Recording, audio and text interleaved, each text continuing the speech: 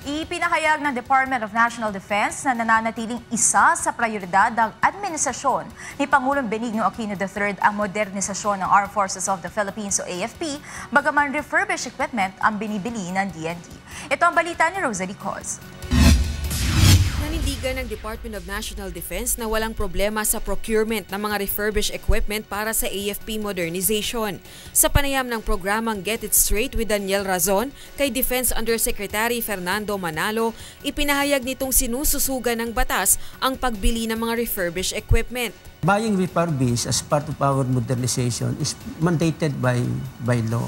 Pwede kang bumili ng refurbished. Maaaring makabili ng refurbished equipment kung makapasa sa mga sumusunod na panuntunan.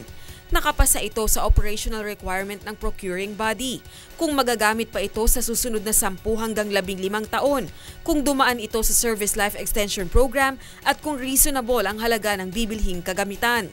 Dagdag pa nito, hindi lang Pilipinas ang bumibili ng refurbished military equipment. Yung bago, kung bibili tayo ng bago, ay maganda yon. Pero there is nothing wrong kung refurbish ang yung bibilin. Ang pinag-uusapan dito is capacity.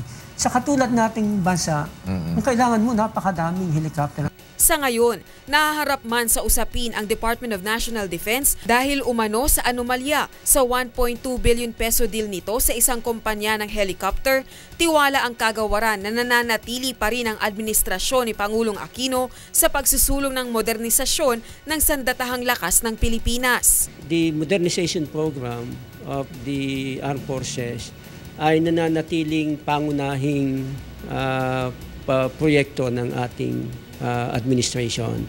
Ngayong 2015, tinatayang 20 bilyong piso ang gagastusin ng pamahalaan bilang down payment sa mga kagamitang kailangan ng mga sundalo para sa territorial defense ng bansa. Doon sa 20 billion na sinasabi mo, ang part noon ay pangbayad, second payment dito sa ating binibili sa South Korea na FA-50. Bukod pa rito, isa pa rin sa mga prioridad ng administrasyon ni Pangulong Aquino sa 2016 budget proposal nito ang modernization ng Armed Forces of the Philippines.